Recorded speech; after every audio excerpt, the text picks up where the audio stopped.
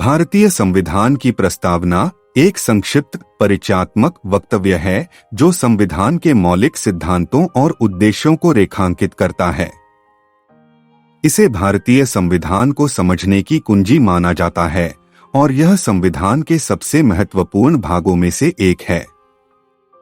भारतीय संविधान की प्रस्तावना इस प्रकार है। हम भारत के लोग भारत को एक संपूर्ण प्रभुत्व संपन्न समाजवादी धर्मनिरपेक्ष लोकतांत्रिक गणराज्य बनाने के लिए और इसके सभी नागरिकों को सामाजिक, आर्थिक और राजनीतिक न्याय, विचार, अभिव्यक्ति, विश्वास, धर्म और उपासना की स्वतंत्रता, प्रतिष्ठा और अवसर की समता प्राप्त करने के लिए तथा उन सब में व्यक्ति की गरिमा और राष्ट्र की एकता और अखंडता सुनिश्चित करने वाली बंधुता बढ़ाने के लिए दृढ़ संकल्प होकर अपनी इस संविधान सभा में आज तारीख 26 नवंबर 1949 ईस्वी को एतद द्वारा इस संविधान को अंगीकृत, अधिनियमित और आत्मार्पित करते हैं।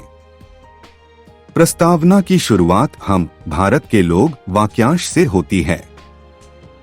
यह वाक्यांश भारतीय लोगों की संप्रभुता और संविधान निर्माण प्रक्रिया में उनकी भूमिका पर प्रकाश डालता है। यह भी इंगित करता है कि संविधान भारत के लोगों की इच्छा और आकांक्षाओं का उत्पाद है। प्रस्तावना आगे घोषणा करती है कि भारत एक संप्रभु, समाजवादी, धर्मनिरपेक्ष, लोकतांत्रिक गणराज्य है। आइए देखें कि इन शर्तों का क्या अर्थ है। प्रस्तावना की पहली शर्त है संप्रभुता, जिसका अर्थ है कि भारत स्वतंत्र है और किसी भी विदेशी शक्ति के नियंत्रण से मुक्त है।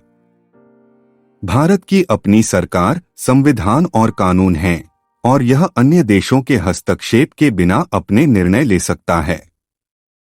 दूसरी शर्त है समाजवाद। प्रस्तावना में समाजवादी शब्द सामाजिक कल्याण और गरीबी, असमानता और सामाजिक अन्याय के उन्मूलन के लिए भारतीय राज्य की प्रतिबद्धता को संदर्भित करता है। यह इस विश्वास को दर्शाता है कि आर्थिक विकास का फल समाज के सभी वर्गों के बीच समान रूप से वितरित किया जाना चाहिए।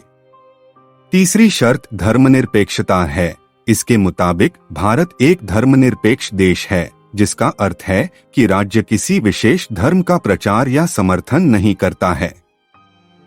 राज्य सभी धर्मों के प्रति तटस्थ है और सभी नागरिकों को धार्मिक स्वतंत्रता की गारंटी देता है। इसके बाद की शर्त है लोकतांत्रिक। ये बताती है कि भारत एक लोकतांत्रिक देश है, जिसका अर्थ है कि भारत के लोगों को अपने चुने हुए प्रतिनिधियों के माध्यम से देश के शासन में भाग लेने का अधिकार है। भारत में सरकार की संसदीय प्रणाली है, जहां जनता संसद के लिए अपने प्रतिनिधियों का चुनाव करती है और सरकार संसद के प्रति जवाबदेह होती है।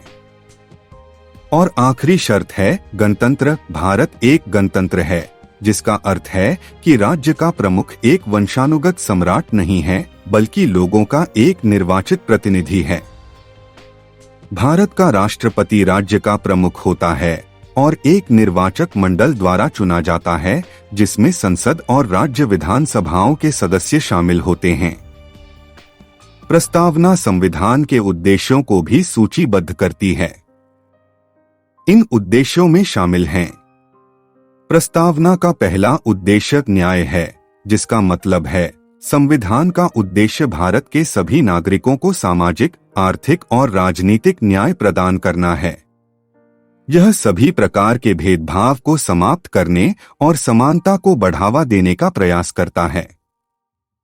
प्रस्तावना का दूसरा उद्देश्य है स्वतंत्रता। भारतीय संविधान भारत के सभी नागरिकों को मौलिक अधिकारों की गारंटी देता है, जिसमें भाषण और अभिव्यक्ति की स्वतंत्रता का अधिकार, धर्म की स्वतंत्रता का अधिकार और जीवन और स्वतंत्रता का अधिकार शामिल है।